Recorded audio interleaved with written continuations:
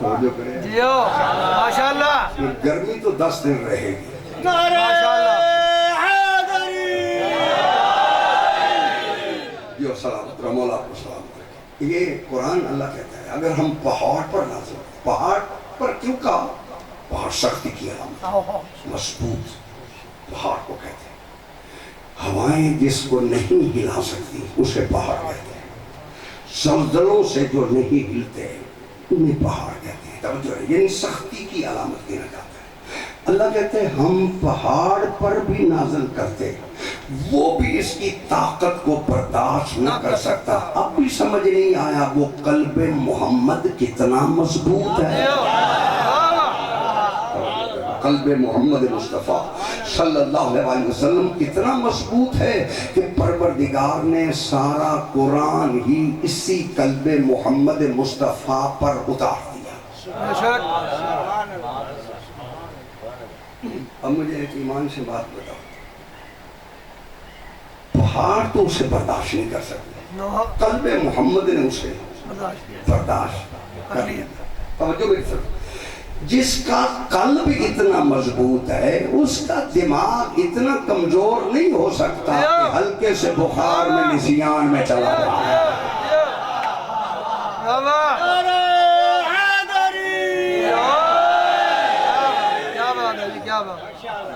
اس قرآن کو قلب محمد مصطفیٰ پر اتارا اب میں ایک سوال کرنا چاہتا ہوں یہ کپڑا ہے میں کہہ رہا ہوں کہ یہ جناب نجس ہو گیا کوئی بندہ ان پڑھ سے ان پڑھ وہ مسلمان لا الہ الا اللہ محمد رسول اللہ پڑھتا چٹا ان پڑھ اس کو بول یہ کپڑا نجس ہو گیا یہ قرآن اٹھا اس پہ رکھ نہیں رکھے گا بولو تو صحیح نہیں رکھے گا بندہ تھوڑی نظر میں کچھ بھی نہیں ہے مگر وہ اتنا جانتا ہے کہ قرآن پاک ہے یہ نجس کپڑے پہ نہیں رکھا جاتا اللہ کو اتنا پتہ ہی نہیں تھا کہ اس نے پورا پاک قرآن اس قلب محمد مصطفیٰ میں اتار دیا تو معلوم ہوا یہ قلب بھی تو اتنا پاک تھا جو قرآن کے لیے جگہ بنا ہے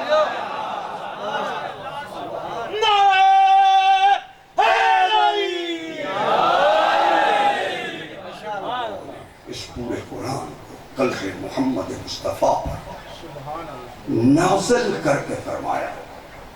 ان کنتم فی ریب مما نزلنا علی عبدنا فاتوا بصورت من مثلہ جاؤ اس کی ایک صورت جیسی صورت بنا کے دکھاؤ توجہ رہے سامت جیسا بنا نہیں سکے ناطق جیسا بنا سکتے ہیں ماننا پڑے گا کہ کم از کم چلو پریشان تو نہیں ہو پروردگار نے ظرف بنا ہے اس قرآن کے لیے قلب محمد مصطفیٰ اللہ جانے اللہ کو یہ کتنا پاک ظرف نظر آیا کہ اس نے اپنا پاک قرآن اس ظرف محمد میں رکھا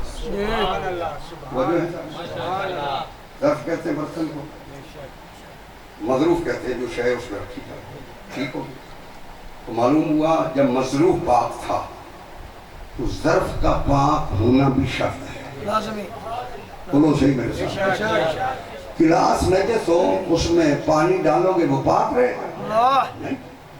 لہذا گلاس بھی پاک ہونا چاہیے پانی بھی پاک ہونا چاہیے معلوم ہوا قلب محمد بھی پاک تھا اور قرآن محمد بھی پاک تھا توجہ رہے سامت بھی پاک تھا ناطق بھی پاک تھا اب توجہ رہے مجھے کسی کو دلیل دینے کی ضرورت نہیں ہے اللہ نے یہ دونوں پاک قرآن سامت کو بھی ناطق کو بھی ابو طالب کی گود میں رکھ دیا اللہ جانے کتنی پاک گود ہے ابو طالب کی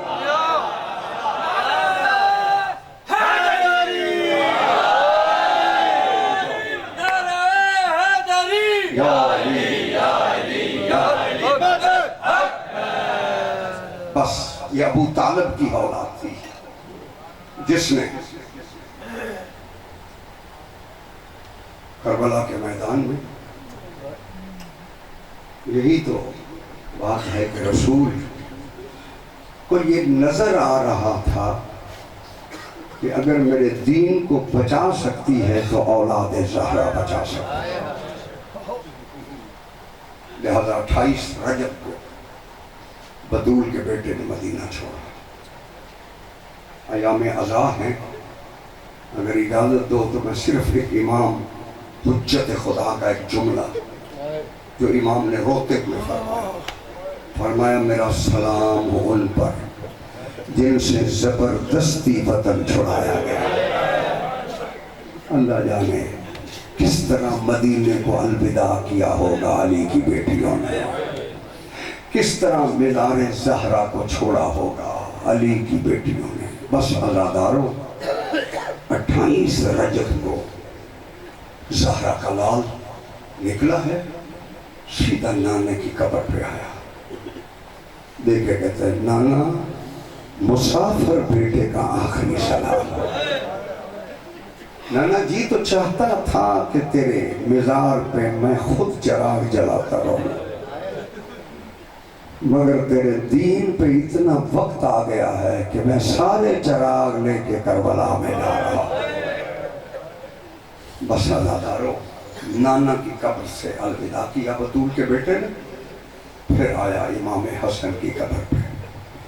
امام حسن کی قبر کو گلے سے لگا کے لیٹ کے، سینے سے لگا کے امام نے جملہ کہا، بھیا حسن تیرے جنازے سے ہم نے تیر نکالے تھے، میں جہاں جا رہا ہوں میرے جنازے سے کوئی تیر نکالنے والا بھی۔ سلام کیا، الوداع کیا، بدول کا بیٹا چلا آیا سیدھا اپنی ماں کی قبر پہ جنت البقیع میں، کہا ماں اس بیٹے کا آخری سلام جس کا ایک بال ٹوٹ جاتا تھا تو سارا دن روتی رہتی تھی، میرے نانا کے دین پہ مشکل وقت ہے، میں تیری بیٹیوں کو لے کے جا رہا ہوں اور میں وعدہ کرتا ہوں جب تک میں رہا میں تیری بیٹیوں کے پردوں کی حفاظت کروں گا، جب میں شہید ہو جاؤں گا پھر اللہ جانے تیری بیٹیوں کے پردے کا۔ بس عزادارو، الوداع کیا ساری قبروں کو۔ عبداللہ ابن سنان صحابی ہیں، یہ دیکھ کے یہ مدینے میں نہیں تھے، باہر سے آئے، مدینے میں جب محلہ بنی ہاشم کے قریب پہنچے تو پردے کا انتظام دیکھا، دیکھ کے کہا آج خوشی کا دن تو نہیں ہے، یہ آج اتنا بڑا اہتمام مدینے میں کیا ہے؟ لوگوں نے بتایا عبداللہ تم نہیں جانتے آج بطول کی بیٹیاں مدینہ چھوڑ رہی ہیں۔ بس عزادارو، چونکہ پردہ دار گھرانہ تھا، یہ عبداللہ کہتے ہیں میں دور کھڑا ہو گیا، جب بھی کوئی بی بی اپنے گھر سے نکلتی اور محمل پر سوار ہونے کا ارادہ کرتی، کوئی شہزادہ اٹھتا بی بی کو محمل پہ سوار کرتا، میں نے دیکھا قاسم اٹھا ہے، قاسم نے سوار کیا، میں سمجھ گیا یہ قاسم کی ماں ہوگی جس کو سوار کروانے کے لیے قاسم آیا ہے۔ پھر میں نے دیکھا کہ بی بی آئی ہے، علی اکبر پڑھ کے اسے سوار کروانے لگے، میں سمجھ گیا یہ اکبر کی ماں ہے۔ بیبیاں آتی رہی اور شہزادے سوار کرتے رہے، آخر میں نے دیکھا ایک بی بی ہے جو سیاہ برقعے میں لپٹی ہوئی ہے، جب آئی باہر تو ایک طرف سے حسین کھڑے ہو گئے، ایک طرف سے عباس کھڑے ہو گئے، ایک طرف سے علی اکبر کھڑے ہوئے، جب سارے شہزادے کھڑے ہوئے میں نے حیرانگی سے اپنی زوجہ سے پوچھا یہ کون ہے؟ کہا یہی تو زہرا کی بیٹی زینب ہے جس کے آج محمل پہ سوار کروانے کے لیے عباس بھی کھڑے ہوئے، حسین بھی کھڑے ہوئے، اور رونے والے عزاداروں تمہیں مولا حسین علیہ السلام سلامت رکھے، بی بی زہرا تیرے آنسوؤں کو قبول کرے۔ مجھے اتنا بتا آج مدینے میں سوار ہونے لگی ہے، عباس بھی آ گئے، اکبر بھی آ گئے، اللہ جانے شام غریبہ کے بعد یہی بی بی ہے جو نہر فرات کی طرف دیکھ کے کہتی عباس آپ بتا اب کلثوم کو کون سوار کرے؟ آج علی کی بیٹیوں کو کون سوار کرے گا؟ بس عزاداروں ساری بیویوں کو سوار کروایا. ایک جملہ سنو گے, علی کی بیٹی کو سوار کروایا, مگر جب یہ لٹا ہوا قافلہ واپس آئے نا کربلا میں 3 دن سوگ ہوا. سوگ کے بعد جب امام زین العابدین نے کہا پھوپھی اماں اب مدینہ چلتے ہیں, مدینے کا نام آیا, علی کی بیٹی تڑپ کے کہتی ہو بیٹا سجاد اب ہمارا مدینے کیا رہ گیا,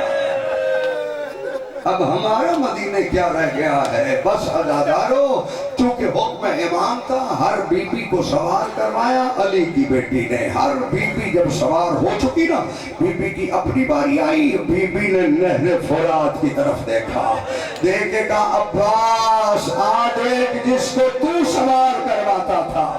آج وہ سب کو سوار کروایا. بس توجہ ہے, جب بی بی نکلی ہے اور اپنے محبل کے قریب آئی, پھر آخری حسرت کی نگاہ سے قبر حسین کی طرف دیکھا, مگر کیا نظر آئے کہ بی بی ہے جو قبر حسین سے لپٹی ہوئی ہے. بی بی کہتی میں نے تو سب کو سوار کیا, یہ بی بی کون ہے؟ جب قریب آئی تو کیا دیکھا, اصغر کی ماں ہے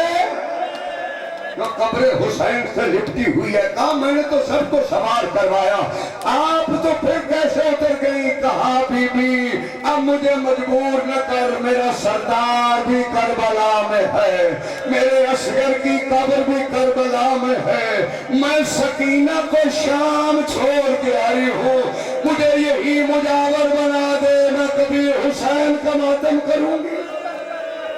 وَسَيَعْلَمُ الَّذِينَ ظَلَمُوا أَيَّ مُنقَلَبٍ يَنقَلِبُونَ. میرے پروردگار کے حق کے محمد